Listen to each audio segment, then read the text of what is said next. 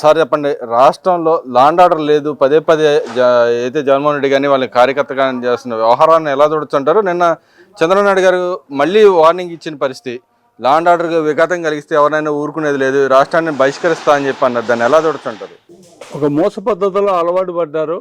గత 5 సంవత్సరాలలో జగన్మోహన్ రెడ్డి గారి పరిపాలనలో ఒక సాధారణమైన పౌరుడు రోడ్డు మీద తిరుగుతానికి ఇల్లు లేకుండా గోండాగిరి చేసి వాళ్ళని కంట్రోల్ చేసే పోలీసు అధికారులను కూడా వాళ్ళ కబంధాస్తాల్లో పెట్టుకుని వాళ్ళు ఇష్టం వచ్చినట్టు వ్యవహరించిన తీరు వలన ఇంకా జనం అలాగా వ్యవహరిస్తాం అనేది, ఆ పాత పద్ధతి కొనసాగిస్తాం అనేది జరిగితే మాత్రం ఒప్పుకోవటం అనేది కుదరదు.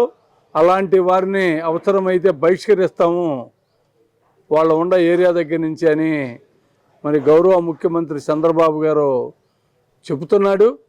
దాన్ని సద్వినియోగం చేసుకుని జాగ్రత్తగా ఉండమని ఆయన యొక్క వార్నింగ్ తప్ప, దాన్ని అర్థం చేసుకోకుండా అలా వ్యవహరిస్తే మాత్రం తప్పనిసరిగా లా అండ్ ఆర్డర్ అనేది రాజకీయ నాయకులు కాదు, లా అండ్ ఆర్డర్ అనేది అధికారులు అనేవాళ్ళు ఉంటారు.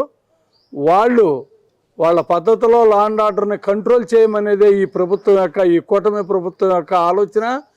ప్రతి పౌరుడు కూడా, సామాన్యుడు కూడా బాగా ఉండాలని, వాడు స్వేచ్ఛగా తిరగాలని, వాడు స్వేచ్ఛగా వాడి పనులు వాడు చేసుకోవాలనేది ఈ కూటమి ప్రభుత్వం యొక్క ఆలోచన.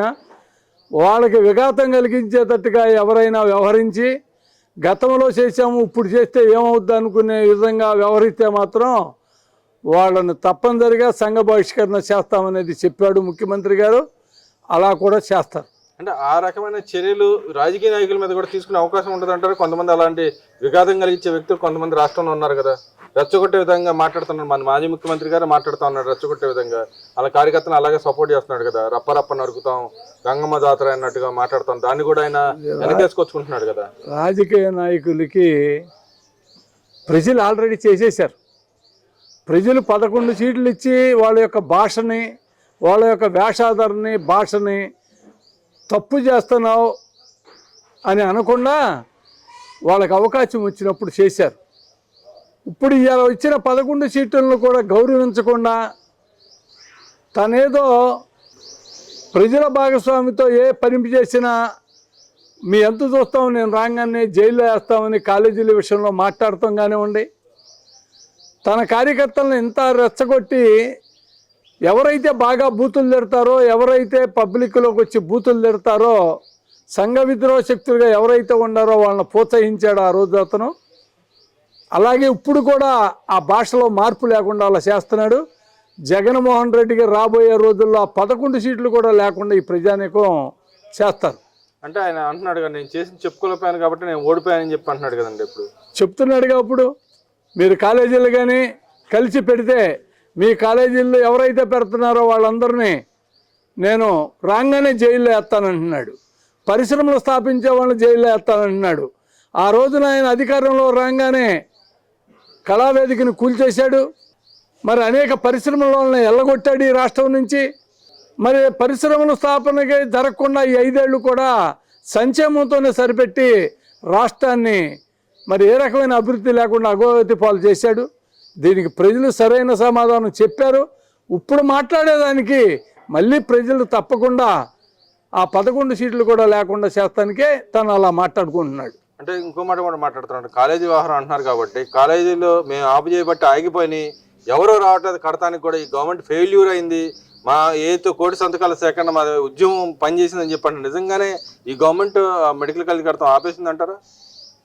ఏ పరిస్థితుల్లోనూ ఈ మెడికల్ కాలేజీ లాగో 100% మనం ఎక్కడైతే ప్రకటించామో అన్ని కాలేజీలను కూడా ఏర్పాటవుతాయి. ఈయన మాట్లాడే మాటల్లో ఈయన బెదిరింపులకి బెదిరి ఏ సంస్థ కూడా మరి రాష్ట్రంలో పెట్టుబడులు పెడతానికి ఒకళ్ళిద్దరు వెనకాడితే ఆడవచ్చు. మనకెందుకు, మనం డబ్బు పెట్టేటప్పుడు ఇలాంటి ఘర్షణలు మనకెందుకు అనుకునేవాళ్ళు కూడా ఉంటారు. ఏమైనా కాలేజీలన్నీ కూడా బ్రహ్మాండంగా పెడతారు, ఏమాగు. అంటే దానివల్ల నష్టపోయేది ఎవరంటారు? ఇప్పుడు పీపీపీ పద్ధతిలో అటు సెంట్రల్ గవర్నమెంట్ మినిస్టర్ కూడా మాట్లాడారు, ఇవాళ కట్టాల్సింది అలా కడితే త్వరితగతిన పేదలకు అందుబాటులోకి వస్తాయని చెప్పి ఆయన కూడా చెప్తున్నారు. వైసీపీ నాయకులకి ఎందుకు అది నచ్చట్లేదు అంటారు? ఏం కాదండి, మేము చేయలేని పనుల్ని మీరు చేసి చూపిస్తున్నారు. మేము రాజధానిని మూలపడేయాలని చూసాం, మళ్ళీ శరవేగంగా రాజధాని పనులు పూర్తి చేస్తున్నారు. పట్టిసీమని మూలపడేయాలని చూసాం. శరవేగంగా పట్టిసీమని మరి 2027 నాటికే కంప్లీట్ చేసి ఇస్తానికి మరి 26 చివరి నాటికే ఇవ్వాలనే ప్రతిపాదనతో పనిచేస్తున్నారు. ఏ అయితే పరిశ్రమలు పారిపోయినాయో మీ దెబ్బకి తట్టుకోలేక ఆ పరిశ్రమలన్నింటిని కూడా మళ్ళీ వెళ్ళి వాళ్ళని తీసుకొచ్చి పరిశ్రమలు స్థాపిస్తున్నాం. అనేక ఐటీ సెంటర్లు వస్తున్నాయి. ఇవన్నీ కూడా ఆ కడుపుబ్బరం ఆగలేక తను ఏదో రకంగా బ్లాష్ అయ్యి ఈ రకంగా మాట్లాడతాం తప్పితే ప్రజల్ని ఎక్కడ బాగుపడతారా, మనం చేయలేని పని వాళ్ళు చేస్తున్నారు కాబట్టి వాళ్ళని ఎలాగోలా బెదరేయాలనే దానికోసమే మాట్లాడుతున్నాడు. చిల్లర రాజకీయం అని చెప్పాలి. ఒక రకంగా చెప్పాలంటే ఇది ప్రజా సంక్షేమం కోసం మంచి సలహా ఇచ్చే రాజకీయం కాదు, చిల్లర రాజకీయం మాట్లాడుతున్నారు. అదేవిధంగా మరి పవన్ కళ్యాణ్ గారు ఏదైతే రౌడీజం చేస్తే నేను సహించను, రాష్ట్రంలో ఎవరైతే అసాంఘిక శక్తులుగా ప్రవర్తిస్తారో వాళ్ళని బుల్డోజ్ వ్యవహారం చేస్తానంటే దాన్ని కూడా విమర్శిస్తూ ఉన్నారు. అలా ఎలా మాట్లాడుతాను, పదవిలో ఉండి మాట్లాడడానికి లేదని బొత్స గారు మాట్లాడుతాను కదా, దాన్ని ఎలా చూడొచ్చు అంటారు? ఏం బొత్స మాట్లాడేదండి, బొత్స సత్యనారాయణ గారికి అన్నీ తెలుసు. ఆ రోజున మనం ఏమేమి తప్పులు చేసామో వాళ్ళకి తెలియదా? ప్రజలు ఎందుకు తిరస్కరించారో బొత్స గారికి తెలుసు. ఆ మంత్రివర్గం అందరికీ, గతంలో ఉన్న మంత్రివర్గం అందరికీ తెలుసు. ఈరోజు కూటమి ప్రభుత్వంలో పవన్ కళ్యాణ్ గారు ఒక కింగ్ మేకర్గా పనిచేస్తున్నారు. ఆయన పరిపాలన దక్షతతో పనిచేస్తున్నారు. గిరిజన ప్రాంతాల్లో కూడా వెళ్ళి అభివృద్ధి కోసం తహతాలాడుతూ పనిచేస్తున్నారు. రోడ్ల విషయంలో కానీ మంచి చెడు కానీ ఈ కూటమి ప్రభుత్వం ఏర్పాటైన తర్వాత చంద్రబాబు గారి నాయకత్వంలో, పవన్ కళ్యాణ్ గారి నాయకత్వంలో కూటమి ప్రభుత్వంలో బ్రహ్మాండంగా రోడ్లన్నీ కూడా అభివృద్ధి చెందుతున్నాయి, పరిశ్రమలు వస్తున్నాయి. ఇవన్నీ కూడా చూడలేక ఆయన పిచ్చితనంగా వ్యవహరిస్తుండే గంజాయిని మరి ఏం చేసావు? 5 సంవత్సరాలు గంజాయి వ్యాపారం చేసావు నువ్వు. మత్తు పదార్థం వ్యాపారం, లిక్కర్ వ్యాపారం చేసావు, ఇసుక వ్యాపారం చేసావు. కానీ ఈ కూటమి ప్రభుత్వం వచ్చిన తర్వాత గంజాయిని నిర్మూలించే విషయంలో కానివ్వండి, మరి ప్రజలకి ఉచిత ఇసుక అందే విధానంలో కానివ్వండి, ఏదైనా ఒక పద్ధతిగా పరిపాలన జరుగుతుంది. అది చూసి వారో లేక మాట్లాడే మాటలే ఇవన్నీ. అంటే ఇక్కడ గంజాయి వ్యవహారం అంటున్నారు కాబట్టి వాళ్ళ మాధవిరెడ్డి గారు ఏదైతే కడప జిల్లాలో దాన్ని ఎలా చూస్తారండి? ఎలా చూస్తామండి? మరి ఇవాళ గంజాయి సెంచరీగా పలాంతాట గంజాయి ఉంది, ఈ బిల్డింగులోనే జరుగుతుందంటే దాన్ని కూల్చేసింది ఒక శాసనసభ్యురాలుగా బాధ్యత అక్కడ పని చేసింది. మీరేం చేశారు? గత 5 సంవత్సరాలు మీ ప్రభుత్వం ఏం చేసింది? గంజాయి వ్యాపారం చేపించారు మీరు. మేము గంజాయిని నిర్మూలితం కోసం పనిచేస్తున్నాం.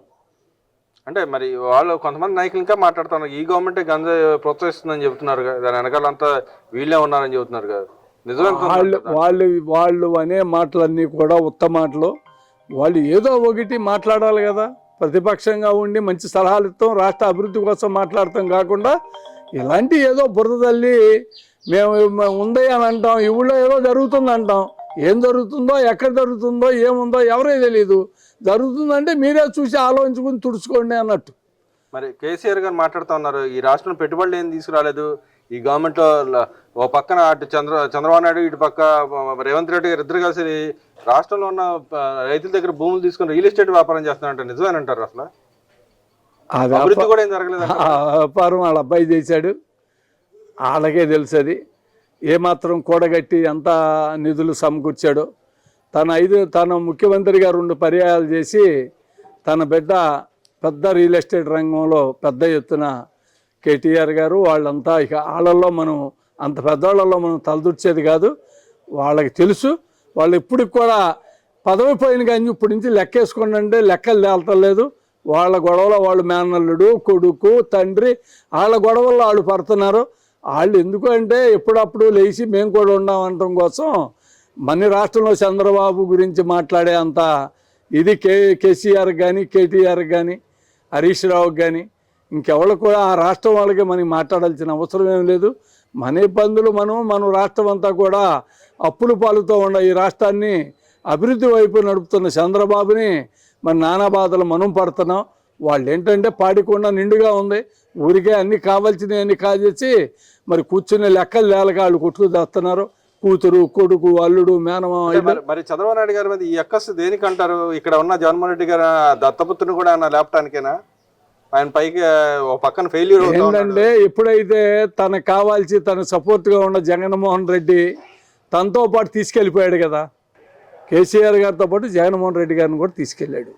ఆయన లెక్కలు వేసుకుంటే కింద మీద పడుతున్నారు. అక్కడేమో రేవంత్ రెడ్డి గారు, ఇక్కడ చంద్రబాబు గారు రాష్ట్రాన్ని వాళ్ళకు తోసిన పద్ధతిలో వాళ్ళకున్న అనుభవంతో బ్రహ్మాండంగా ఈ రాష్ట్రాన్ని అభివృద్ధి వైపు నడుపుతున్నారు. చూసి వారవలేక మాట్లాడుతున్నారు. మరి ఆయన గతంలో అసెంబ్లీకి వెళ్ళలేని పరిస్థితి, ఇప్పుడు వెళ్తా అని చెప్పి అంటున్నాడు. మరి ఇక్కడ కూడా జగన్మోహన్ రెడ్డి గారు ఏముండలేండి, సానుభూతి కోసం వెళ్తాడు, వెళ్ళినా ఏముంటది. ఇక్కడ వెళ్ళడుగా, వచ్చి మాట్లాడితే మంచిదేగా.